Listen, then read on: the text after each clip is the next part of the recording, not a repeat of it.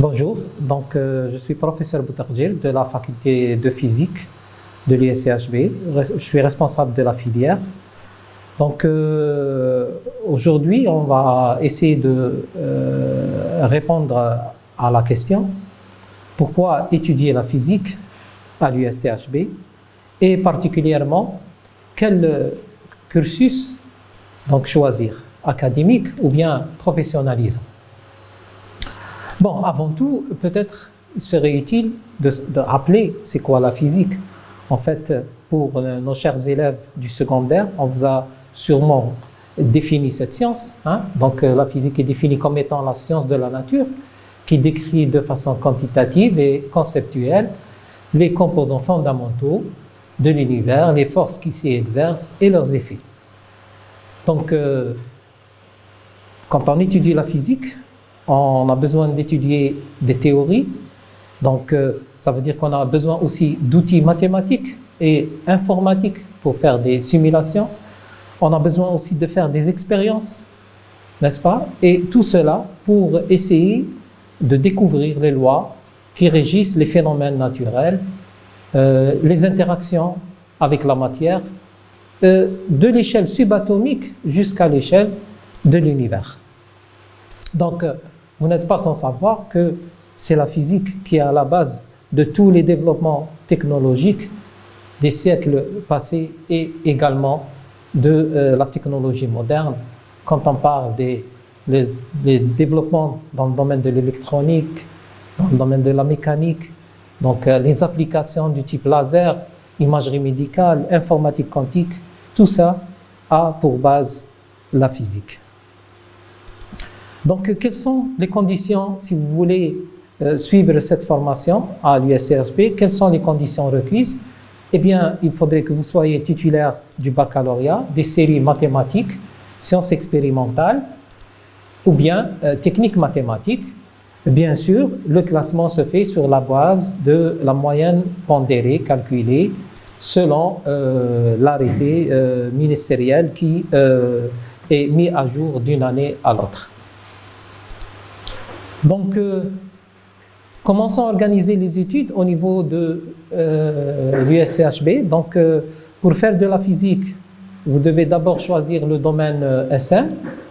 Et dans le domaine SM, vous avez le choix entre deux filières, soit la chimie ou bien la filière physique.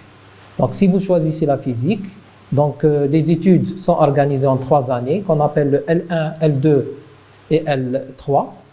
Une fois terminé, vous pouvez choisir un master qui est organisé en 2 années, soit le M1 et le M2, à la suite duquel vous pouvez suivre des études doctorales pour une durée supérieure ou égale à 3 années.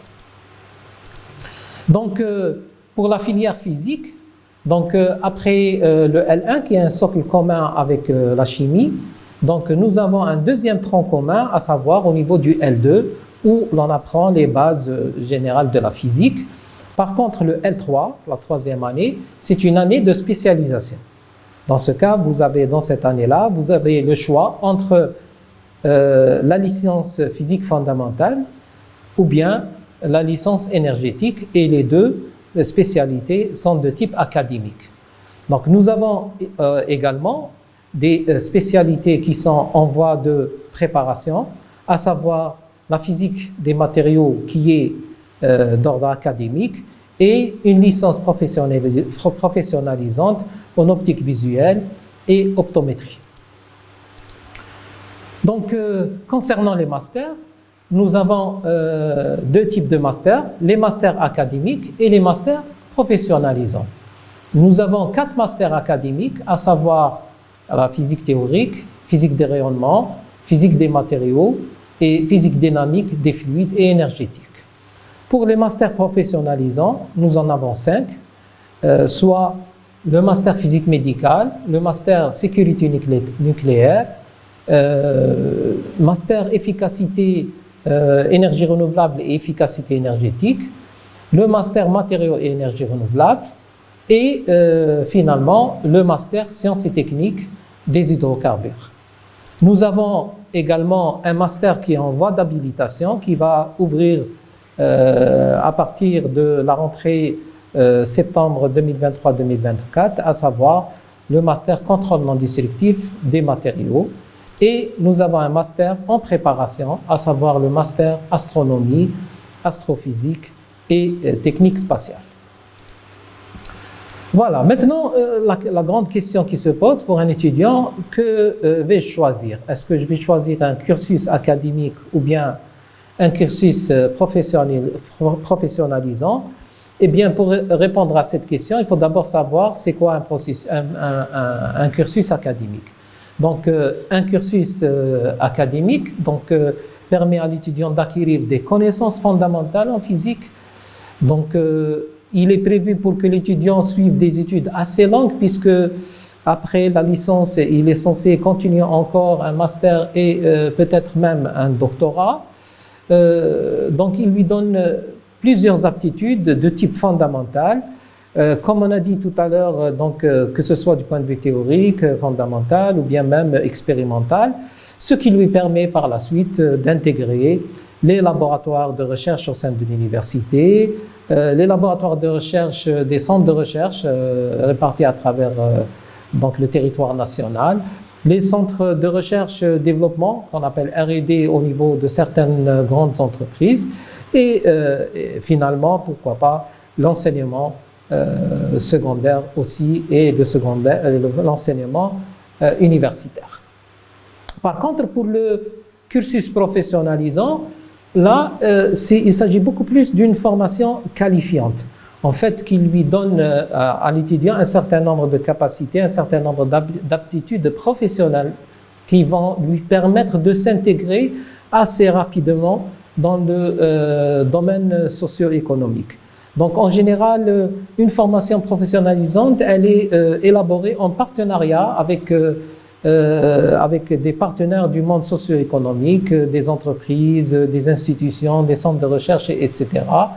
Donc, en termes d'employabilité, l'étudiant est censé passer un certain nombre de stages au niveau de ces institutions et au niveau de ses partenaires, pour par la suite soit être recruté au niveau de ces institutions ou bien de ces entreprises, ou bien carrément créer sa propre entreprise, micro-entreprise, start-up, etc. Bon, bien sûr, ça n'exclut pas la possibilité de poursuivre des études dans le cas de la licence en master et dans le cas du master professionnalisant en doctorat. Donc, maintenant, quelles sont les formations en licence dispensées par la faculté de physique? Nous commençons par les cursus académiques.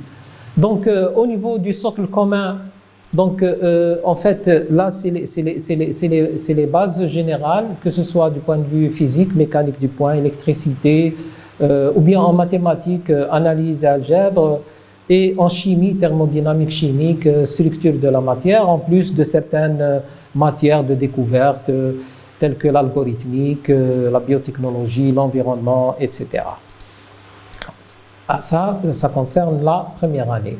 Au niveau du L2, et là on rentre dans la filière physique proprement dite, donc là c'est le socle, c'est en fait le tronc commun, où il y a un approfondissement des connaissances par rapport à la mécanique analytique, les vibrations et les ondes, l'optique géométrique, la mécanique quantique, la thermodynamique, etc. Avec des matières en mathématiques telles que les séries fonctions complexes, les équations différentielles et intégrales, et une partie des matières en découverte et en transversale.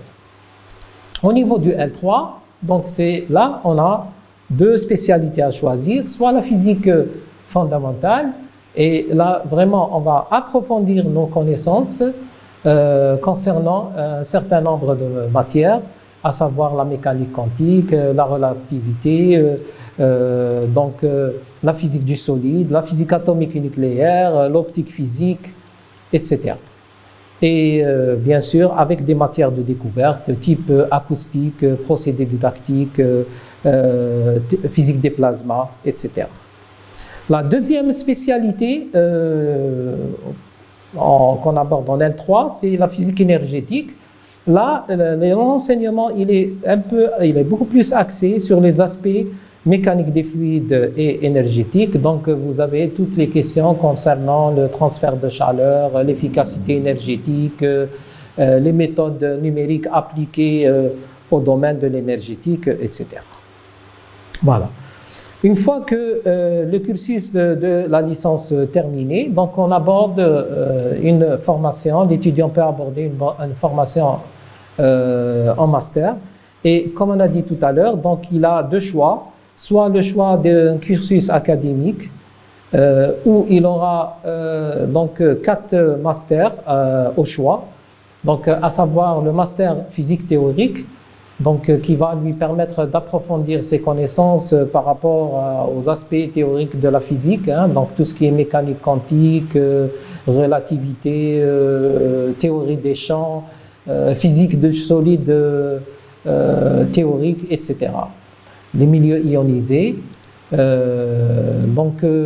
Et là, il pourra, donc cet étudiant-là qui a suivi cette formation, suivre par la suite, ou bien intégrer les laboratoires, particulièrement le laboratoire de recherche en physique théorique, ou bien certains laboratoires des centres de recherche nationaux.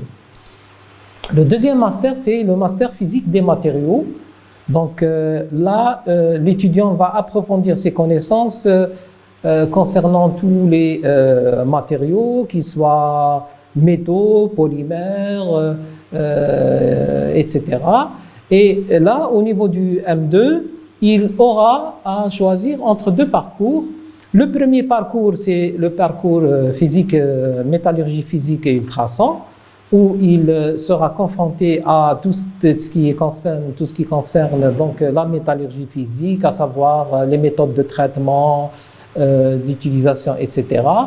Les ultrasons, donc avec comme étant une partie de l'acoustique, où il va utiliser ces techniques, que ce soit dans le contrôle non destructif industriel ou bien en médecine. Vous avez aussi le deuxième parcours qui est le parcours matériaux diélectriques et semi-conducteurs. Et là, l'étudiant donc, il va donc approfondir ses connaissances par rapport à ce type de matériaux. Donc les diélectriques, vous les connaissez, avec ou bien isolants, qui avec toutes leurs applications dans le domaine de l'isolation électrique, etc. Pour les semi-conducteurs, donc vous savez que la physique des semi-conducteurs, c'est à la base de la technologie des semi-conducteurs, c'est-à-dire tout ce qui est transistors, composants électroniques, etc. Voilà. Donc le troisième master académique, c'est le master physique des rayonnements. Donc là, également, l'étudiant va donc approfondir ses connaissances en termes de physique atomique, physique moléculaire, interaction rayonnement-matière, optique, laser. Donc, ce master-là, en M2, il va se scinder en 3 parcours. Donc, l'étudiant aura à choisir entre le parcours sciences nucléaires, interaction rayonnement-matière, donc tout ce qui est sciences du noyau, hein, et de l'atome. Donc, vous avez aussi le parcours laser photonique, donc tout ce qui concerne l'optique et les lasers, et le dernier parcours, à savoir donc le parcours astrophysique et technique spatiale. Mais il s'agit ici d'un parcours académique parce qu'il y a un master professionnalisant sur l'astrophysique et les techniques spatiales qui est en préparation. Voilà, le 4e master que dispense la faculté de physique à ses étudiants, c'est le master mécanique des fluides énergétiques. Et là, comme j'ai dit, donc il est axé beaucoup plus sur tout ce qui est question de mécanique des fluides, de transfert énergétique, donc avec les applications que vous connaissez en termes d'énergie renouvelable, en termes de transfert thermique, etc. Dans le domaine de pétrolier, donc les étudiants détenteurs de ce master ont finalement la panoplie du choix. Soit ils vont continuer comme tous les autres donc leurs études dans le cadre d'un doctorat, ou bien intégrer une société nationale qui pourrait être intéressée par ce profil. Maintenant, passons master professionnalisant. Donc, dans le cadre du cursus professionnalisant, donc, l'un des masters offerts, c'est le master physique médical. Donc, vous connaissez, donc vous savez très bien que la physique des rayonnements en particulier, en tant que formation académique, a pour application en particulier le domaine médical. Donc tout ce que vous connaissez comme technique d'imagerie médicale, IRM, scanner, rayons X, etc. est basé sur la physique des rayonnements. Vous avez aussi les aspects thérapeutiques, radiothérapie, etc. Là, le physicien qui a acquis cette formation de physique médicale, donc il est donc sollicité au niveau de certains centres hospitaliers, au niveau des centres d'imagerie, etc., pour apporter sa contribution en termes de réglage de l'équipement, en termes de dosage, des doses utilisées, des doses de radiation utilisées, etc. Un deuxième master qui n'est pas trop loin du premier est le master sécurité nucléaire. Donc, en fait, ici, c'est un master qui s'intéresse à un aspect sécuritaire, mais lié à l'utilisation de tout ce qui est nucléaire, à savoir tout ce qui est radiation, rayons X, radioisotopes, etc. Donc, en fait, ce master, il est destiné en partie aux corps constitués, à savoir la police, la gendarmerie, la douane, la protection civile, mais aussi aux civils. Donc, il permet de former ce qu'on appelle des inspecteurs, n'est-ce pas, de sécurité nucléaire, qui sont à même de veiller à l'application de la réglementation en termes d'utilisation, en termes de transport, en termes de stockage de ces matières radioactives ou autres.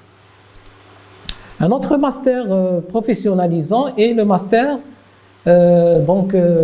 hydrocarbures, sciences et techniques, récupération assistée. En fait, ça, c'est un master qui a été développé en partenariat avec Sonatrach. C'est en fait pour améliorer la rentabilité du processus de récupération des hydrocarbures. Vous savez que les puits arrivent à épuisement et donc on a besoin maintenant de techniques beaucoup plus développées pour pouvoir donc faire ce qu'on appelle la récupération assistée des hydrocarbures. Alors, deux masters viennent d'avoir le jour, à savoir, cette année seulement, ce sont deux masters en énergie renouvelable. Le premier est axé sur l'efficacité énergétique. Donc, vous avez tous les types d'énergie renouvelable qui sont enseignés en première année, bien sûr. Mais la formation est beaucoup plus axée sur ce qui est appelé rendement, efficacité énergétique. Et donc là, l'étudiant, il est censé faire des études, ce qu'on appelle des études de dimensionnement, des études d'optimisation par rapport à l'utilisation de cette énergie. Vous savez que c'est un défi, l'énergie donc est un défi majeur du siècle. Et donc, d'un autre côté, nous avons aussi développé un master en énergie renouvelable, professionnalisant, mais axé beaucoup plus sur les matériaux utilisés en énergie renouvelable, que ce soit pour les systèmes photovoltaïques, l'énergie éolienne, etc. Mais ce master-là, pour le moment, présente un seul parcours en deuxième année, à savoir le parcours énergie photovoltaïque. En fait, c'est selon les besoins économiques du pays, mais il est appelé à se développer dans le futur en intégrant d'autres types d'énergie selon les besoins socio-économiques annoncés du pays, selon les programmes également du gouvernement en la matière. Nous avons finalement un master qui vient de recevoir l'avis du comité pédagogique national du domaine SM et qui est en attente d'établissement de son arrêté d'habilitation, à savoir le master professionnalisant contrôle non destructif des matériaux. Donc il s'agit en fait d'un master qui est dédié à, ou bien l'étudiant apprend toutes les techniques qui lui permettent de faire un contrôle de la matière, des composants, des pièces mécaniques, sans les détruire. Et pour cela, donc, au niveau de la première année, donc, l'étudiant apprend toutes les techniques conventionnelles du contrôle non destructif, à savoir le visual test, le liquide pénétrant, penetrant liquid testing, magnetic testing, eddy current testing, ultrasonic testing, RX gamma testing, and emission acoustic testing. Donc ces techniques-là sont les techniques de base qu'apprend l'étudiant au niveau de la première année. Et quand on passe à la deuxième année, donc là aussi, on a ouvert un seul parcours, à savoir le parcours ultrason, où l'étudiant va s'approfondir dans les techniques ultrasonores, les techniques utilisant les ondes guidées, les ondes de l'ombre, les ondes de surface, l'émission acoustique, etc. Donc là aussi, selon le besoin, donc on sera amené dans le futur, Inch'Allah, à ouvrir d'autres parcours dédiés, par exemple, aux techniques magnétiques ou bien aux techniques de radiation, telles que rayons X, rayons gamma, etc., selon le développement de la situation et les besoins du secteur industriel. En termes d'employabilité, donc, les étudiants qui ont suivi ce master, donc, ils pourront intégrer toutes les cellules de qualité, de contrôle et de qualité au niveau des entreprises. Ils peuvent créer leur propre entreprise de contrôle et pourquoi pas intégrer aussi les centres de recherche qui traitent de ce genre de technique ou bien qui utilisent ce genre de technique. Voilà, nous avons un dernier master qui est donc en voie de préparation. C'est le master, comme je vous l'ai dit, un master technique astronomie, astrophysique et technique spatiale. Donc ce master est développé en partenariat avec les institutions donc spécialisées en la matière, à savoir l'ASAL, l'Agence algérienne spatiale, ou bien le CRAG que tout le monde connaît, ou bien l'INST. Et l'étudiant est préparé pour intégrer ces centres de recherche, mais aussi les acquis scientifiques et techniques qu'il aura obtenus lui permettent également d'intégrer n'importe quel centre de recherche à travers le territoire national. Donc, vous avez donc une série de responsables de différentes licences et masters que vous pouvez contacter directement si vous avez besoin d'informations ultérieures. Vous pouvez également donc accéder au site de la faculté de physique où vous avez plus de détails. Et vous pouvez également contacter tous les chefs de département concernés par ces masters ou bien le service de la scolarité en utilisant les emails qui s'affichent sur cette diapositive. Donc sur ce, je vous remercie pour votre attention et j'espère que cette présentation vous a permis d'avoir une idée assez globale de toutes les offres. Ça a été très court, mais temps oblige, donc sur les formations offertes par la faculté de physique. Et on espère bien que vous serez l'un des nôtres et pourquoi pas, dans le futur, Inch'Allah, l'un des cadres de la faculté de physique ou bien de ceux qu'on voit à travers le monde et qui ont fait leur formation au niveau de notre faculté de physique, tous les scientifiques qu'on connaît. Merci beaucoup. Et à la prochaine, Inch'Allah.